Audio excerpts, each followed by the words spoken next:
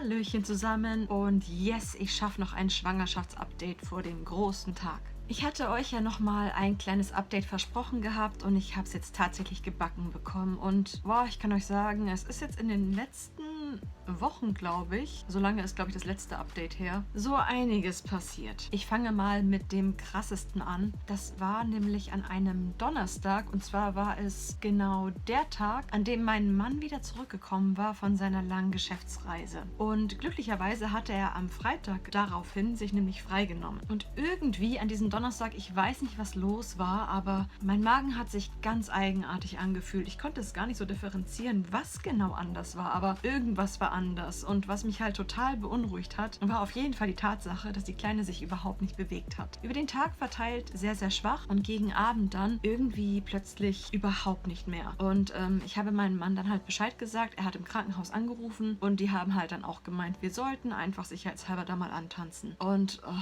ich weiß auch nicht, ich habe mir das Schlimmste ausgemalt. Ich hatte so eine große Angst. Ich habe geheult im Auto. Auf jeden Fall waren wir dann in der Notstation. Es war auch schon relativ spät. Ich wurde dann auf ein Zimmer gebracht. Stimmt, das kann ich hier mal einblenden. Boah. Jetzt blendet mir die Sonne voll ins Face. Ich gehe mal ein bisschen weiter zurück. Es wurde halt direkt Ultraschall gemacht und also das Herz hat auf jeden Fall Gott sei Dank geschlagen, aber sie hat sich wirklich sehr, sehr, sehr wenig bewegt. Danach wurde ich an das CTG angeschlossen und es wurde ihre Herzfrequenz überprüft. Eine ganze Stunde lang. Und laut dem CTG war auch alles in Ordnung, also alles okay. Dann in der nächsten Woche darauf, am Montag, hatte ich halt wieder meinen regulären Termin und ja, es fing schon so langsam an, dass ich so über die Risiken eines Kaiserschnittes aufgeklärt wurde. Und ich wurde gefragt, ob ich nicht doch irgendwie probieren wollen würde, es normal zu probieren. Und ich habe ihr aber eigentlich klar gemacht, dass, naja, die Plazenta ist immer noch ziemlich weit unten und ich befürchte, dass dann nicht so viel laufen wird. Also ziehen wir doch einfach den Kaiserschnitt kurz durch und gut ist. Jedenfalls wurde ich quasi darüber informiert, dass ich in der Woche darauf einmal komplett durchgecheckt werde, da sie sicher gehen wollen, dass ich es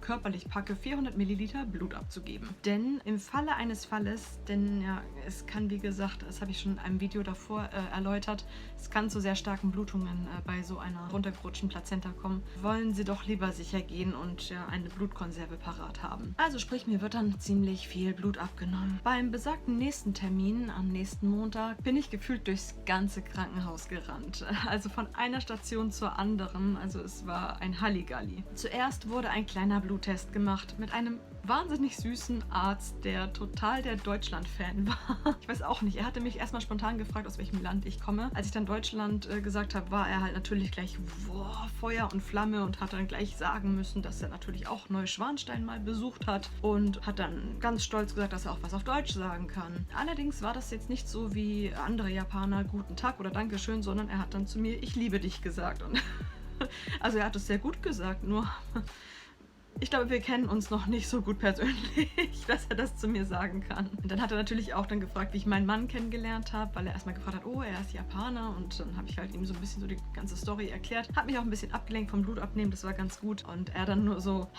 Miracle desu ne. Und ich dachte mir, is it really a miracle? Really? I'm not that sure.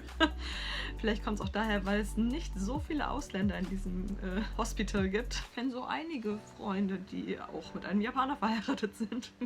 Danach ging es für mich das allererste Mal an ein EKG-Gerät. Das war auch total kreativ. Danach ging es dann zum Röntgen.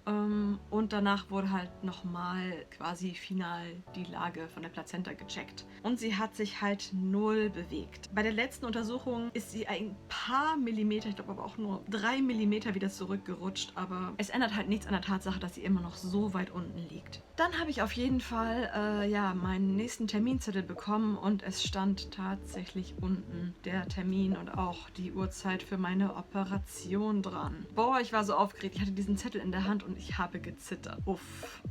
So langsam realisiert man es aber irgendwie auch immer noch nicht. Also es ist ein ganz, ganz eigenartiges Gefühl. Auf jeden Fall waren die ganzen Ergebnisse ganz gut und mein Body war quasi ready für 400 Milliliter dann am Mittwoch abzugeben. Und ich war so froh, dass sich mein Mann an dem Tag freigenommen hat. Wie soll ich sagen, ich hasse ja Nadeln über alles. Und so eine kleine Blutabnahme ist okay, aber diese 400 Milliliter, ich bin innerlich gestorben. Ich wurde davor halt wieder mal am CTG angeschlossen benutzen, um halt, ja klar, die Herztöne des Kindes halt zu überprüfen. Also dass man halt sieht, na, wie geht's der Kleinen?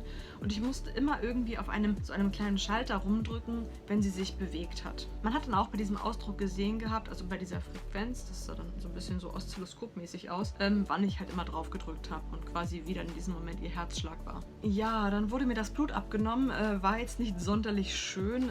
Die Nadel war, ich habe einmal hingeschaut, sie war wahnsinnig groß. Ugh, furchtbar. Danach haben sie mir 500 Milliliter von ja, quasi Blutersatz eingeführt. Irgendwas Flüssiges. Ich habe den chemischen Namen vergessen. Aber geschafft ist geschafft. Also es ist halt einfach eine reine Sicherheitsmaßnahme. Natürlich, wir hoffen alle, dass es nicht zu dieser großen Blutung kommt, aber man weiß halt nie. Und im Falle das, was passiert, sind wir auf jeden Fall jetzt gut darauf vorbereitet. Dann kam nach dieser Qual ein etwas spaßiger Part. Und zwar hatte ich den Leuten davor gesagt, dass ich manchmal dazu tendiere, eventuell umzukippen nach Blutabnahmen. Und ich wurde dann mit einem Rollstuhl zur Gynäkologie gefahren und habe dann dort ja meinen nächsten Terminzettel bekommen und alles und genau ein paar Anweisungen und überhaupt. Ja, und nächsten Montag ist auch schon der letzte Termin, der reguläre. Und dann in der Woche darauf ist es dann schon soweit. Ich finde es halt irgendwie so irre, weil ja, ich habe mir so wahnsinnig viele Geburtsberichte angeschaut und immer war es so dieses, ja, man wartet und man weiß immer nie, wann das Kind kommt.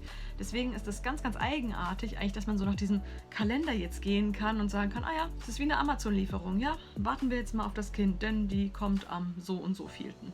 Baby Delivery Service. Und jetzt noch bis zur Operation muss ich diese Tabletten hier nehmen. Das sind quasi so Eisentabletten. Das sind diese Tabletten hier. Ich hatte mich auch schon gewundert, warum ich jetzt nicht irgendwelche Supplements bekomme. Sind meine Blutwerte so gut, aber ja, scheinbar habe ich doch momentan ein bisschen Eisenmangel und muss halt diese Tabletten, also jeweils abends nach dem Abendbrot immer 2 nehmen. Und ansonsten, ja, laufen die Vorbereitungen. Also, ja, stimmt, Ken hat noch das Bett aufgebaut und wir haben neue Sachen bekommen. Also, langsam kommt das ganze Zeug per Post an und wir haben die Babybadewanne. Wir haben nochmal zum Schlafen extra, das ist eigentlich ziemlich cool, so ein Schlafding, was man zusammenklappen kann. Also, sprich, wenn ich jetzt sie hier zum Beispiel im Tatami-Zimmer haben möchte, können sie dann einfach ganz gemütlich auf diesem Ding schlafen, was wesentlich bequemer ist als der Maxi-Cosi. Beim nächsten Termin wird auf jeden Fall jetzt auch wieder mein Mann mit dabei sein, zumal ich auch wahnsinnig viele Fragen wegen dem Kaiserschnitt habe. Und ja, natürlich, ich habe mir sehr viele medizinische Sachen darüber durchgelesen, aber es ist ja doch irgendwie was anderes, wenn man es ja selber am eigenen Körper erfährt. Vor allem so Sachen wie wird narkotisiert, darf der Mann dabei sein, wenn das Kind ja quasi rauskommt. Wie wird das alles generell laufen? Also es gibt noch wahnsinnig viele Sachen, die geklärt werden müssen. Aber das soll es jetzt erstmal vom jetzigen Update sein. Ich weiß nicht, ob ich noch eins zeitlich schaffen werde vor der Operation. Ich lasse es einfach mal offen. Aber ja, das ist jetzt quasi so der aktuelle Stand der Dinge. Es freut mich sehr, dass es euch echt interessiert scheinbar, so wenn ich mir ja die ganzen Reaktionen und Kommentare anschaue. Das ist echt cool. Habt auf jeden Fall Verständnis, dass ja dann erstmal so ein bisschen Ruhe bei mir einkehrt, weil ich erstmal im Krankenhaus eine Woche sein werde. Und klar, dort werde ich versuchen, auch natürlich viel zu filmen und alles zu dokumentieren. Aber es kann eventuell ein kleines bisschen dauern, bis das nächste Video dann kommt, wegen der neuen Lebensumstellung und ja, dem kleinen neuen Familienmitglied, was kommt. Jetzt ist aber erstmal Schicht im Schacht, also vielen, vielen Dank fürs Video anschauen. Lasst einen Daumen hoch da, wenn es euch gefallen hat. Wenn ihr meinen Channel noch nicht abonniert haben solltet und gerne mehr Videos aus Japan sehen möchtet, lasst gerne ein Abo da und wir sehen uns dann im nächsten Video wieder. Bis dann, man sieht sich.